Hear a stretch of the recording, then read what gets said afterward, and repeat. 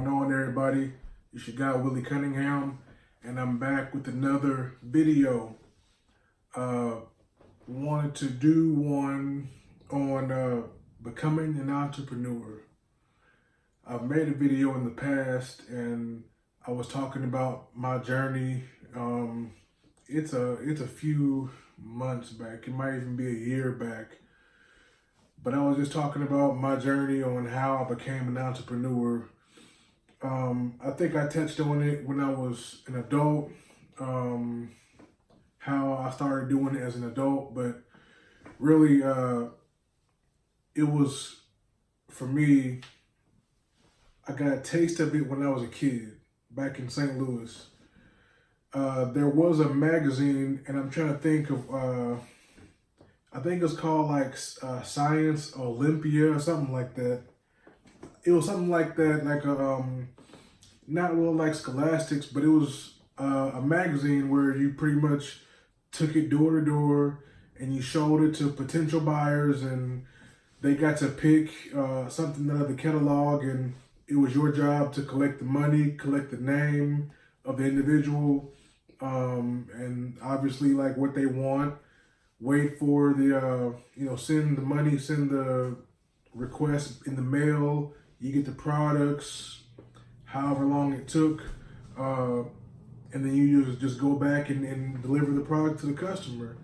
And the way that you got paid wasn't money. It was like your reward was based off of how much, like the value of whatever you sold, So say I sold some speakers, and the speakers cost $100, well, then the $100 meant that you got like 25 or 30 points toward something else, like a cool flashlight. Man, that is some shrewd people, man. It's like you sell $1,000 worth of merchandise for us, we'll give you this free Swiss Army pocket knife. You get this nice, cool coffee mug, and I'm like 10 years old, can't even drink coffee. I'm still drinking hot chocolate, at that age. But that was pretty much the basics of that, and it was a thing that was by chance, because I'm pretty sure that magazine was addressed to somebody else that lived there, and but it gave anybody a chance to send in your information, and they could give you a packet, and you can start selling. So that was, I believe, the first time that I had the taste for entrepreneurship. And then one day I was in my neighborhood, and it was not a young guy, but he was like he was older than me, but he was a younger, like he's probably about, I'd say 40 years old. So he wasn't like old, and he wasn't young, so he was somewhere around 40. He was doing an outdoor project, and I forgot how he approached us, but it was me and a few friends without just playing in the summertime. And he said, "Hey boys, I'll give you some money if you can help me with this project." And I can't remember if it was like cutting the grass and doing I know it was like yard work, so it had to be something like that, like moving bricks or something. But whenever we finished the project, it didn't take us too long to do it, but whenever we finished it, the guy, I don't know if it was intentional or whatever, but the guy was like, "Oh man, I forgot, I ain't got no money on me right now." And we looked at each other, we was like, "Okay." And then he said, "Come back tomorrow and I'll pay you." And let me see.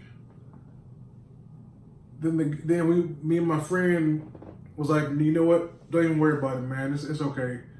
And then he was looking in amazement, and he was like, "You boys don't want no money?"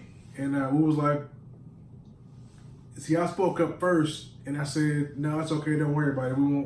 We don't need no money," even though we did need the money. But what ended up happening was the guy told us that he would throw us a pizza party. He said, "Come back in a month and I'll throw you guys a pizza party because you all did this." And he didn't have the money like he thought he did.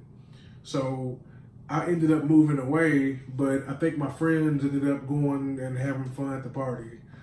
And so I guess that's more leadership themed, but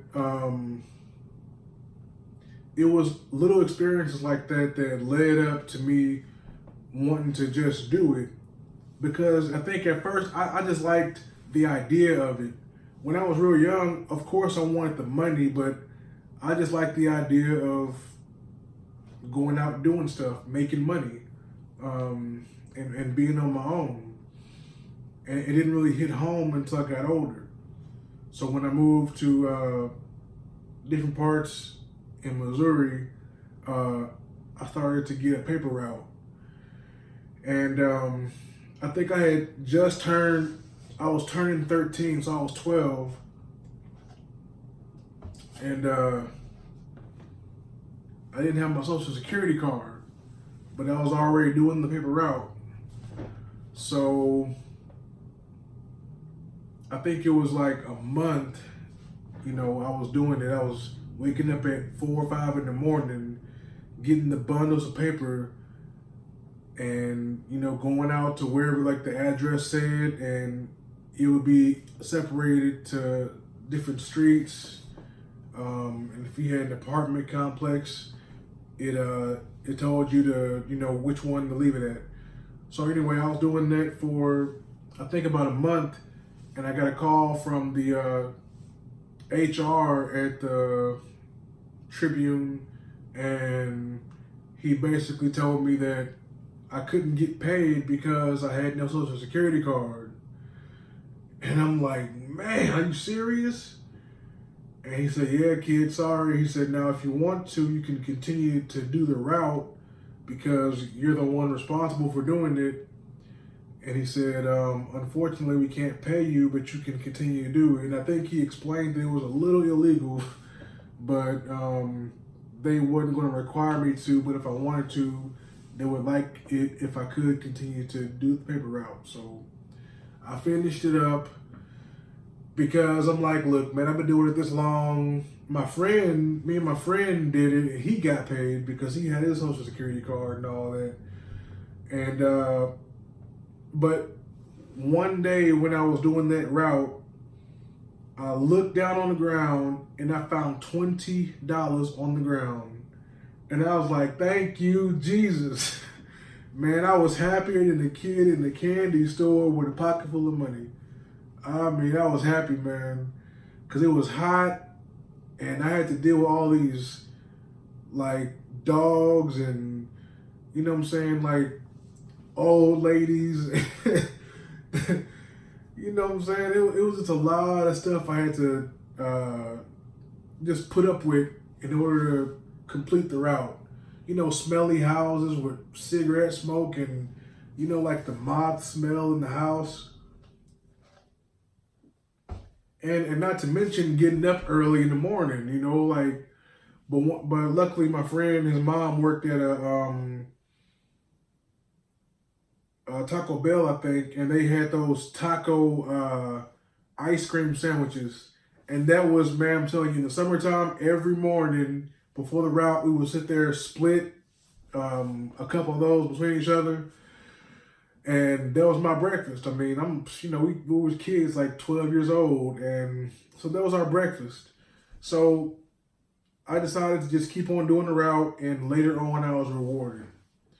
And then, like I said, when I got older, I think I was probably about 22, 23 years old. Maybe a little bit older than that, but I couldn't be no older than 25 when I was married the first time, and things was rough. And the woman I was with at first, she could not work. So it was up to me to make the majority of the money. And so I had 2 kids. My last daughter was just born. And man, it was hard. It was hard. Now I'm gonna tell you some stuff that I haven't mentioned before on this channel, but back in those days, man, you talking about struggling. I was struggling. I had just bought this, it wasn't beat up, but it was just an old rusty pickup truck, because my pastor had always told me, no matter what, always keep a truck. And I had like maybe one or two trucks before then. But this was like probably one of my lowest points, I would say. And it might not even been a low point, but it was just, I don't know. I'm just going to continue on. But anyway, I had this old raggedy truck. I'll just be honest. It was a raggedy truck. It wasn't brand new. So anyway, I had it, and I could afford the payments. It was like $1,000 the guy wanted for it. He wanted $1,000. I didn't have $1,000, but I could afford to pay him, I think it was $50 a week. And I talked to him down to $100 a month. So it took me 10 months to pay him off, and it took every bit of that to pay him off. But while I was doing that, I was going around, I was collecting scrap metal in that truck. I was cutting 2 or 3 little small yards, and it was mainly on the weekends that I could do that in that truck. I was doing delivery, and it had a utility bed on it, so it wasn't a whole lot of room on there, but it was room. So anyway, that pickup truck, while I was doing all those little side hustles that I could while I had a main job, I was so broke that I could afford the truck payment, but some months I couldn't afford the insurance. So I had to take a chance and go make 10, 20 bucks, 30 bucks, just so I could go buy milk, just so I could go buy diapers and wipes, just so I could go buy a meal for the night. Because my regular job, like, we had to upgrade because we had another kid coming. So we needed a bigger place, and that place was almost $200 more a month. And so the majority of my paycheck went to the rent, the electric bill, you know, the major bills. So that's what I could afford to do. And so some stuff had to be sacrificed. And you know, I wasn't proud of it. And it's nerve-wracking. You know, it really is nerve-wracking to have to watch your back whenever you get in your truck. But when your kids got to go to their doctor's appointments, what are you supposed to do? I had to go out and make money just to put gas in that truck, put them in the truck, take them to their appointment, you know, just to make sure I had gas there and back. And don't let it be summertime and the thing was overheating on me, you know. But what I'm saying is, these are the things that I had to go through. I had to feel that burn. I had to feel that anxiety of, man, I got kids, they need stuff, and I'm the one responsible for helping them. Like, what can I do? What should I do? Like, that's the thin line. Like, man, I know what's right, I know what's wrong, but I know that I have to do something. And so that's when I really started watching YouTube videos. Like I said, like Geek to Freak Lawn Care, he was just taking off, really, and I didn't know what to do, and I was researching how to start businesses. And then I thought, well, man, I know how to cut grass, so I started looking up how to start a lawn care business, and his videos was everywhere. And so I absorbed all that. I can't lie, I was at work, I'm in the back, you know, and I'm supposed to be working, but I'm sitting here watching Geek to Freak videos like, yeah. And I'm learning all that I can. So that's pretty much what it boiled down to. I had to find a way to take care of my family. I may do a part 2 to this, but for now, I'm going to leave it at that. So until next time, guys, keep grinding, keep growing, and keep rising. It's Will, and I'm out. Peace.